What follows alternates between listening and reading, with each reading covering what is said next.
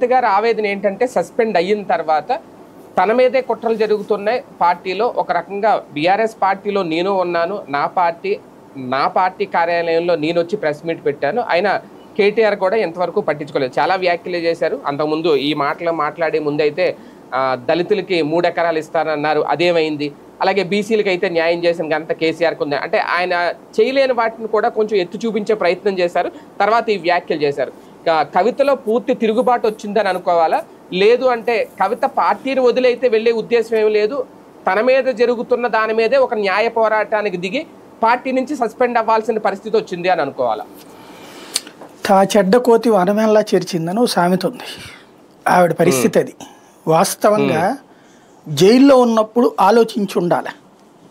ఎలాగా ఈ జైల్లో వచ్చిన గడ్డు పరిస్థితి వలన తనకు ఎదురైనటువంటి సమస్య ఆమె ఆలోచించింది. కానీ సరైన రూట్లో పోలా. రాగానే ఒక కొత్త కాన్సెప్ట్లు తీసుకుంది. ఓ రోజు దళితులకి న్యాయం జరుగుతుంది, ఓ రోజు బడుగు బలైన వర్గాలకి బీసీలకి న్యాయం జరుగుతుందని సామాజిక పోరాటం మొదలుపెట్టారు. ఇవన్నీ నువ్వు అధికారంలో ఉన్నప్పుడు ఏమైంది? అసలు నీ పార్టీలో సామాజిక న్యాయం ఏడ తెచ్చింది? ఇలా ఎప్పుడన్నా అసలు ఫస్ట్ క్యాబినెట్లో మహిళన్నా ఉందా? ఏడ సామాజిక న్యాయం జరిగింది? అప్పుడే ముందుకు మాట్లాడాల నువ్వు. ఎస్సీ ఎస్టీలకి ఏంటి ఆయన పేరేంది, రాజయ్యని నిర్దాక్షిణ్యంగా తీసి అవతల పడేశారు. అసలు ఏంటో కూడా చెప్పలేదు. ఎస్సీ ఎస్టీ మంత్రులు ఎవరు బలమైన మంత్రులు ఉన్నారు అక్కడ? ఎవరిని బలంగా మాట్లాడినిచ్చారు వీళ్ళు?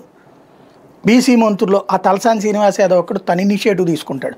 అతన్నైనా సికింద్రాబాద్కి పరిమితం చేశారు కానీ ఆయన ఎదిగేలా చేశారా? కుటుంబ పాలన ఇష్టారాజ్యంగా నడిచింది. ఎవరి మాటలు చెల్లుబాటు అయినాయి? 4 మాటలు. కవిత మాట, కేటీఆర్ మాట, హరీష్ రావు మాట, కేసీఆర్ మాట. 4 వాళ్ళు ఇష్టారాజ్యమే నడిచింది. ఎవరికాళ్ళు